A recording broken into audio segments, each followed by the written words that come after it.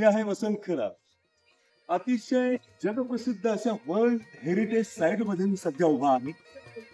या ठिकाणी अत्यंत नयन रम्य अशा प्रकारचा हा राजवाडा, हा किल्ला आपण पाहू शकता.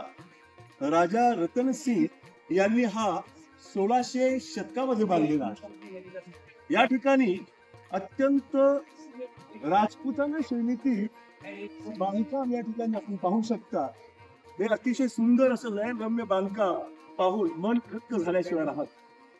आपले पूर्वज हे अतिशय स्थापत्य शैलीमध्ये किती हुशार होते याचा हा अलौकिक अशा प्रकारचा नमुना आहे.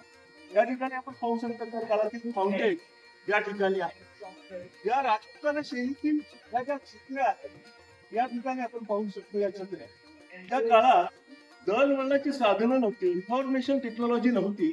त्या काळामध्ये कबुतरांच्या माध्यमातून संदेश पाठवले जात असत. तर या ठिकाणी हे आपण ते बॉक्सेस पाहू शकतो.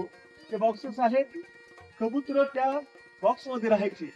येथून इथला राजा ज्यावेळेस जयपूरला संदेश पाठवायचा तर त्या एका कबुतराला त्या माध्यमातून या बॉक्स मधूनच पुढे सोडायचा. पुढे जैसलमेरला, जोधपूरला जायचं असेल, कोट्याला जायचं असेल, संदेश पाठवायचा असेल तर अशा प्रकारे संदेश पाठवत असत.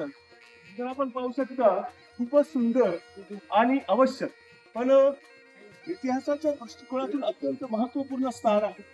परंतु मी म्हणेन सर्व लोक जयपूरला जातात, जोधपूरला जातात, जैसलमेरला जातात, उदयपूरला जातात.